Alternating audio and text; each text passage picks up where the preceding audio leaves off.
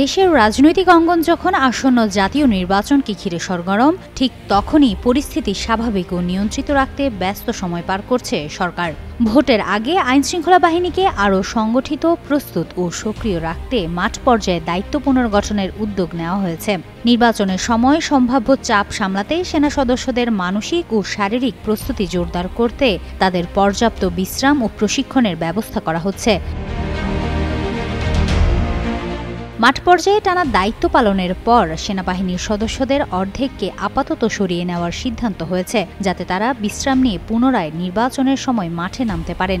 মঙ্গলবার সচিবালয়ে স্বরাষ্ট্র মন্ত্রণালয়ের সভাকক্ষে অনুষ্ঠিত আইনশৃঙ্খলা সংক্রান্ত কোর কমিটির সভায় এই সিদ্ধান্ত নেওয়া হয়।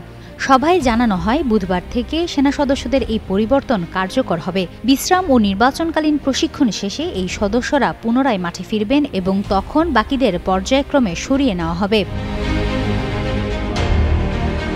সভায় উপস্থিত এক শীর্ষ কর্মকর্তা জানান, সেনাবাহিনীর সদস্যদের পর্যাপ্ত বিশ্রাম ও প্রস্তুতির জন্য এই পদক্ষেপ নেওয়া হয়েছে। তবে কার্যক্রমের সুনির্দিষ্ট দিক নির্দেশনা সেনাবাহিনী নিজেই নির্ধারণ করবে।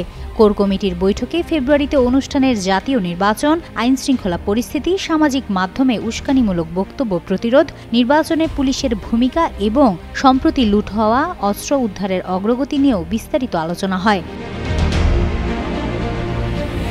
গেল 23 অক্টোবর উপদেষ্টা পরিষদের বৈঠকে আরপিও সংশোধন নিয়ে বৈঠক শেষে সংবাদ সম্মেলনে আইন উপদেষ্টা ডক্টর আসিফ নজরুল সাংবাদিকদের জানান, আইনশৃঙ্খলা রক্ষাকারী বাহিনীর সংজ্ঞায় এখন আর্মি, নেভি ও এয়ারফোর্সকে অন্তর্ভুক্ত করা হয়েছে। এর ফলে সশস্ত্র বাহিনীর সদস্যরাও পুলিশের মতো ভোট কেন্দ্রে দায়িত্ব পালন করতে পারবেন। হিমাতুল জান্নাত, যুগান্তর নিউজ।